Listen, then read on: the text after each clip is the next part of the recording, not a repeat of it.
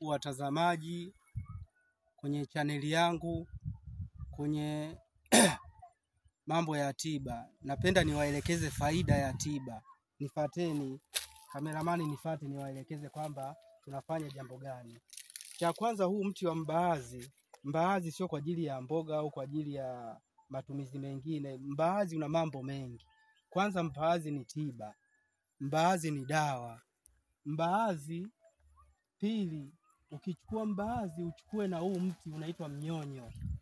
Mnyonyo au kwa watu wengine wanaita, kuna majina tofauti tofauti.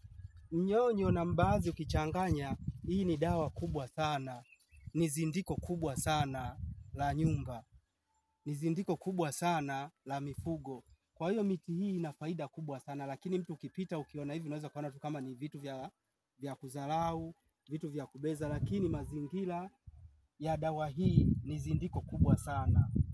Kwa mtu anayekuwa anajua huu mbaazi una mambo mengi. Mbaazi unaingia kwenye zindiko kama nilivyosema, ukichanganya na huu mti wa mnyonyo ni zindiko kubwa sana la mji, ambalo yani ukichanganya mbaazi na huu mnyonyo uweke na mafuta ya nkakakuonwa, unaweza ukaficha mji kwa mchawi yoyote, hata anapokuja kwenye mji wako hawezi kuuona.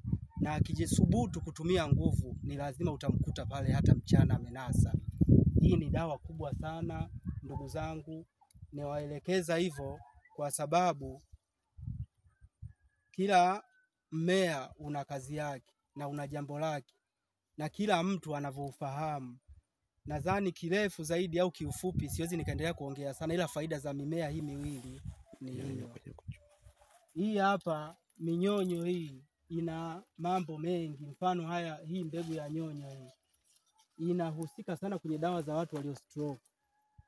Huu mnyonyo, hizi mbegu zake zinahusika sana, hata mafuta yake yanatumika sana kwenye kuchua dawa watu walio stroke au walio paralyze.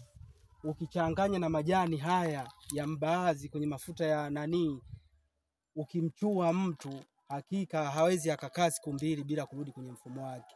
Inaondoa kabisa poza lile na mtu anarudi kwenye mfumo wake mzuri. Nadhani ni hivyo, mtakuwa mmenielewa. Mimi ndio Bwana Magohe, ninashughulika na tiba za asili. Mkihitaji, kwa mtu anayehitaji, namba zangu ni 0782 14 23 70. Napatikana kwenye namba hiyo. Nasaidia mambo mengi ya tiba na nashughulika na tiba za asili, ndio kazi yangu. Asanteni.